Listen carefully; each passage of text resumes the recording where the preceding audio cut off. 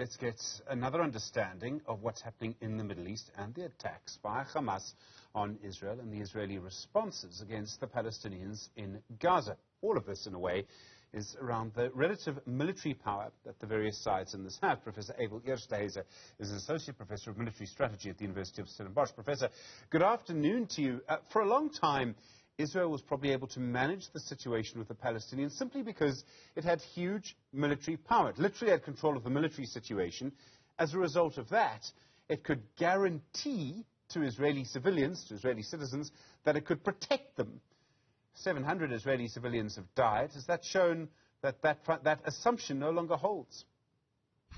Well, it's an interesting question, Stephen, and perhaps we need to start with the elephant in the room. And the elephant in the room is the role of terror. And let's be honest, we have seen a lot of terror being used over the weekend. The kidnapping of Israeli civilians, open abuse and outrages in public. But then at the same time, you know, there's a lot of accusations towards Israel for the use and Israel being sort of seen as using state terror. So we just need to sort of register that reality, that there's a lot of terror at play here.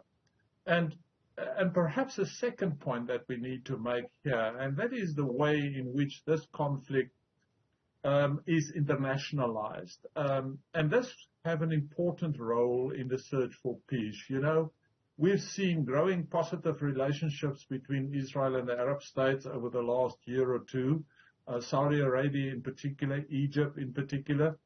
And also the relations between Israel and the Palestinian authorities that have started to turn positive. And on the other side of the coin, we now need to raise, to answer your question, serious questions about whether these attacks by Hamas have actually been staged. We know about Iranian support for Hamas and the Palestinian liberation movements. There's a lot of questions about Russian involvement in the techniques and the tactics that were used by the Palestinians.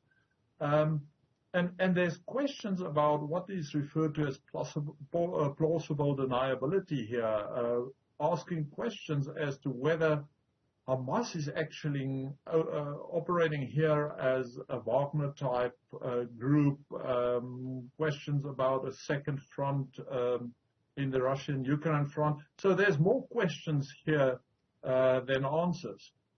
Let's go on. Sorry.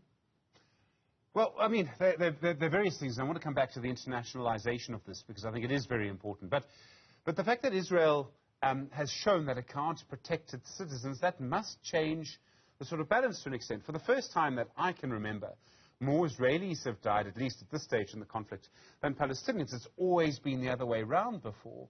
I mean, that surely is going to have an impact. Oh, absolutely. I mean, there's no doubt that the Palestinians, Hamas in particular, succeeded in orchestrating a massive strategic and tactical surprise here. No doubt about that. And there's a lot of questions hanging in the air about the Israeli intelligence services, but not only the Israeli intelligence services, Stephen, also the broader intelligence community in the Western world, how they haven't picked up the amount of weapons over time that was transferred to the Gaza region. So this is a huge intelligence embarrassment for Israel and to some extent the Western world as well. But let me emphasize this. I think this is also emphasizing how vulnerable Israel still is, despite the fact that it has technologically probably one of the most sophisticated and best trained armed forces in the world. But the sophistication of the planning and the sophistication in the orchestration of the attacks by Hamas, well, it was of a higher grade, and one has to give them credit for that. You talked about the internationalization of this. The United States is sending their biggest warship to the region. I think it's the world's biggest warship to the region. Would they really provide military support to Israel? And as I realize there are different definitions of military support. Could be ammunition, could be more F-16s, could be soldiers. I mean, they would then be dragged into this, wouldn't they?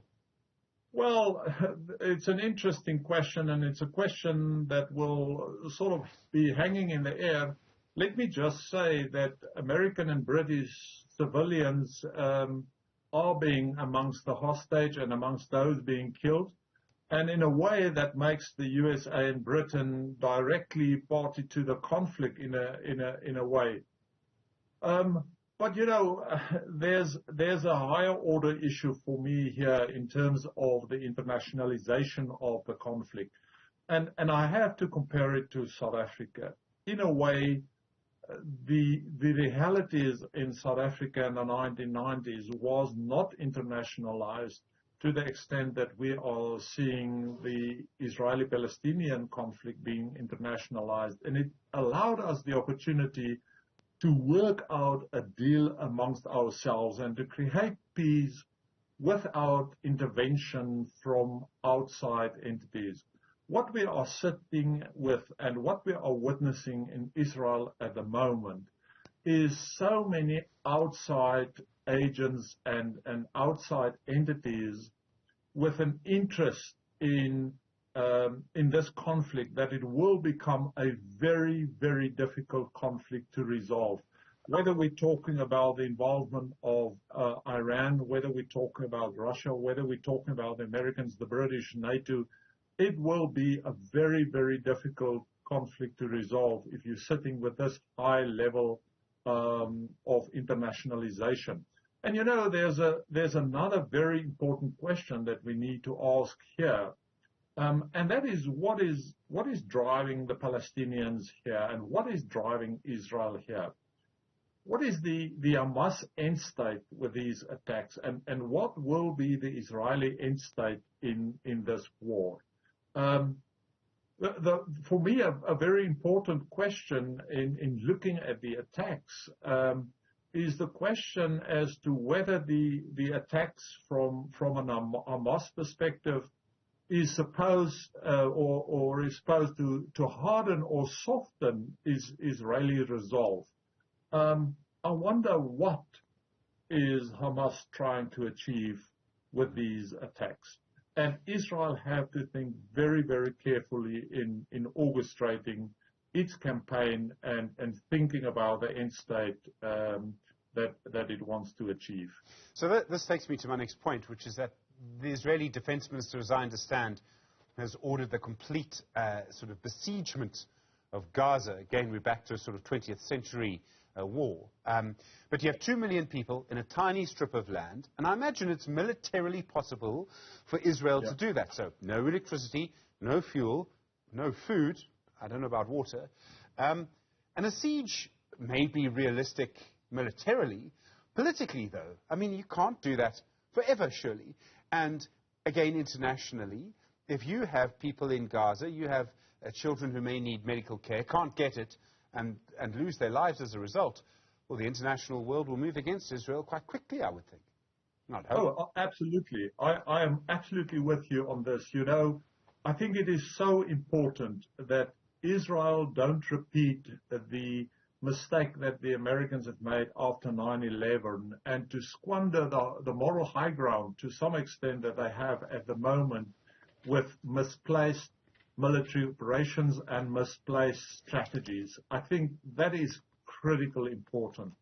And it is so important, I think, also for the Israelis to orchestrate this campaign in a way with the same sophistication that Hamas have orchestrated their campaign. And one of the things that I think is quite important is to differentiate here between the average Palestinian on the street and support for Hamas. I know this is a very, very difficult thing to sort of operationalize in the street and at street level, but it is critically important for Israel to demonstrate resolve and to not resolve, but in a way restrict themselves in how they go about orchestrating this campaign, they will have to be very, very, very cautious here.